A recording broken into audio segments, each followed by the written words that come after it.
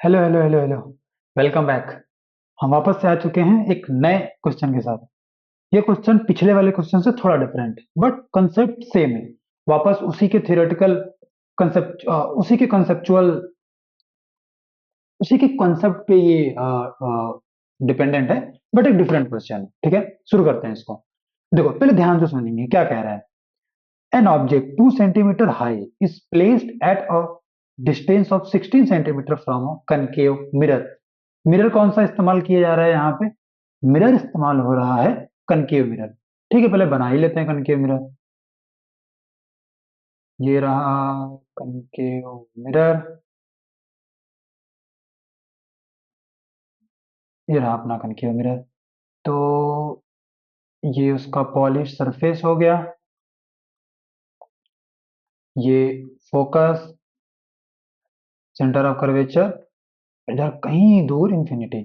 क्या बोल रहा है? Place at a distance of 16 centimetre from a concave mirror which produces a real image 3 centimetre. ध्यान से सुनिए, पहले कुछ डेटा दिया गया है। ऑब्जेक्ट का हाइट कितना दिया हुआ है? ओ से, ओ का जो मतलब है यहाँ पे, the meaning of O is the height of object. याद रखिएगा, ओ का मतलब है हाइट ऑफ ऑब्जेक्ट। ये कितना है? 2 centimetre. I stand for the height of image, वो दिया हुआ है क्वेश्चन में 3 सेंटीमीटर। रियल इमेज बन रहा है तो 3 सेंटीमीटर। अब ध्यान से देखिए, कनकेव मिरर में ये ये ये थियरी है, ये आपको याद होना चाहिए सवाल को सॉल्व करने के लिए। कॉनकेव मिरर में, कॉनकेव मिरर के केस में, अगर ऑब्जेक्ट का इमेज रियल बन रहा है then it is always inverted. ये कैसा होगा? इन्वर्टेड होगा। ये बात आपको पता होना चाहिए। इमेज फॉर्मेशन में आपने सीखा होगा। तो यहाँ पे -3 सेंटीमीटर हो जाएगा। पूछ क्या रहा है? पहला पूछ रहा है position of image. Position of image वी पूछ रहा है। यू दिया हुआ है। यू कितना है? -16 सेंटीमीटर दिया हुआ है। और फोकल लेंथ पूछ रहा है। ये हमें दिया हुआ है यहाँ पे। ये हमें दिया हुआ है ऑब्जेक्ट का हाइट, इमेज का हाइट और पोजीशन ऑफ ऑब्जेक्ट। पूछ रहा है हमसे क्या, कि बता दीजिए भैया इमेज का पोजीशन कहाँ होगा और फोकल लेंथ कितना होगा। तो फिर से वापस वही फॉर्मूला, जो बेसिक्स फॉर्मूला हम पढ़ते आए हैं, यहाँ पे भी वही इस्तेमाल करने वाले हैं हम। कौन सा फॉर्मूला यूज करेंगे? हम जानते हैं magnification is equal to -v/u and magnification is equal to I/o। दोनों को कंपेयर कर देंगे। ये दो इंपॉर्टेंट फॉर्मूले हैं मैग्निफिकेशन के, जिन्हें आपको याद रखना है। बहुत क्वेश्चंस आते हैं इस पे, तो यूज कर लेंगे। -v/u is equal to I/o। यहाँ से क्या पता करना है मुझे? v पता करना है। सारे वैल्यू को पुट कर देंगे इसमें। -v नहीं पता है, u की वैल्यू पता है -16 सेंटीमीटर। आई की वैल्यू पता है हमको -3 सेंटीमीटर। और ओ की वैल्यू पता है 2 सेंटीमीटर। फिर इसको सॉल्व करेंगे। इस माइनस से ये माइनस कट जाएगा, इससे ये कट जाएगा 8 times. Then v is equal to आ जाएगा -24 सेंटीमीटर। ये रहा हमारा पोजीशन ऑफ इमेज। अब ध्यान से देख लीजिए आप, ये क्या है हमारा पोजीशन ऑफ इमेज। फिर अगला पार्ट क्या पूछा था इसमें? अगला क्वेश्चन क्या था इसी में? अगला क्वेश्चन था what is the focal length of mirror. अब पूरी दुनिया को पता है कि मिरर फॉर्मूला क्या होता है। अगर आपको नहीं पता है तो अभी से जान लीजिए कि यहाँ पे हम किसका इस्तेमाल करेंगे। फिर मिरर फॉर्मूला का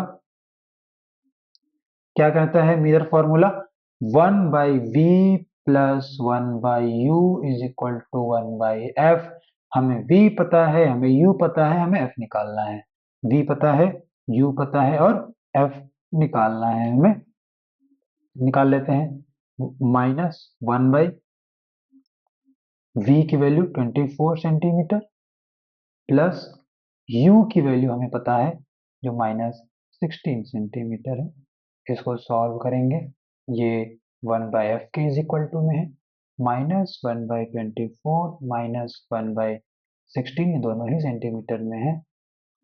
इसका एलसीएम हो जाएगा 48, ये 2 टाइम्स, -2 -3 टाइम -3 -5/48 हो जाएगा। फिर यहाँ से जो फोकल लेंथ हो जाएगा -48 टाइम्स 5, इसको कट करेंगे -9.6 सेंटीमीटर हो जाएगा। तो हमें फोकल लेंथ की वैल्यू कितनी आ गई? 9.6 सेंटीमीटर। ये रहा फोकल लेंथ यहाँ पे, राइट। दोनों पार्ट पूछा था, हमने दोनों पार्ट पढ़ लिया। हम इसका मिरर फार्मूला इमेज फार्मूला बना लेते हैं, इमेज फॉर्मेशन बना लेते हैं कि ऑब्जेक्ट कहाँ रखा गया था। पहले फोकस कितना है? फोकस आया है 9.6 सेंटीमीटर। तो ये है, तो ये कुछ इसका इमेज फॉर्मेशन हो जाएगा।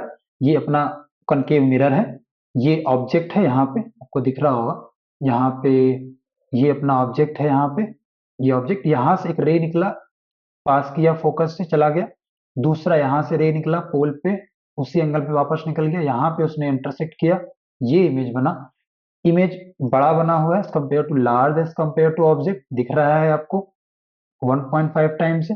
वापस इन्वर्टेड बना है, बनना भी चाहिए था, क्योंकि कॉनकेव मिरर के केस में अगर ऑब्जेक्ट रियल है तो वो इन्वर्टेड ही होगा। आप फोकस इधर कहीं पे भी रख लेंगे, आपको ऑलवेज इन्वर्टेड रियल। जैसे ही फोकस क्या बियॉन्ड जाएंगे, फोकस और पोल के बीच में इमेज पीछे चला जाता है, वर्चुअल और इरेक्ट हो जाता है। तो इन दोनों बातों को अगर ध्यान से देखिए तो ये जो इमेज फॉर्मेशन है वो सेटिस्फाई भी हो रहा है। जो हमारा v का वैल्यू आया है -24 आया है, मतलब कि ये ऑलमोस्ट कुछ 20 के अप्रॉक्स आ रहा था, थोड़ा सा 20 से कम, ये ज्यादा आ रहा है, ऑलमोस्ट 24 के आसपास यहाँ पर आ रहा है। तो ये रहा इमेज फॉर्मेशन इस क्वेश्चन के लिए। वापस आपको समराइज कर दे रहा हूँ कि सवाल में क्या पूछा गया था। एक ऑब्जेक्ट दिया था 2 सेंटीमीटर का, जो 16 सेंटीमीटर पे रखा गया था कनकेव मिरर के सामने। फिर पूछ रहा था, अब फिर उसने बताया कि एक रियल इमेज बन रहा है 3 सेंटीमीटर का, 3 सेंटीमीटर का। देन आफ्टर पूछ रहा है भैया बता दो पोजीशन ऑफ इमेज कहाँ है और फिर फोकल लेंथ कहाँ है। मैंने फटाफट लिख लिया क्या क्या क्वेश्चन में दिया था। Object 2 centimetre, image -3 centimetre. -3 क्यों लिखा, +3 क्यों नहीं लिखा? क्योंकि +3 तब लिखते जब ऑब्जेक्ट इरेक्ट बनता, प्लस तब हम लगाते हैं जब ऑब्जेक्ट इरेक्ट बनता है। लेकिन जब कॉनकेव मिरर में रियल इमेज बनता है तो ऑब्जेक्ट हमेशा ही इन्वर्टेड होता है, ये बात हमें पता होनी चाहिए। u की वैल्यू -16 जो क्वेश्चन में दिया हुआ है, फोकल लेंथ पूछ लिया, पोजीशन ऑफ इमेज पूछ लिया, हमने तुरंत मैग्निफिकेशन का फॉर्मूला लगाया -v/u i/o, फिर इसको सॉल्व किया, v की वैल्यू -24 आ गया। फिर मिरर फार्मूला लगा के हमने f निकाल लिया। हमने एक्स्ट्रा इस पार्ट को सॉल्व करते हुए हमने इस क्वेश्चन का मिरर इमेज फॉर्मेशन भी बना लिया। इतना आसान सवाल था ये, सिंपल बेसिक क्वेश्चन कंप्लीटली हो सकता। अब आगे हम मिलते हैं अगले वीडियो में, तब तक के लिए पढ़ाई करते रहिए, अपना ख्याल रखिए, टाटा बाय।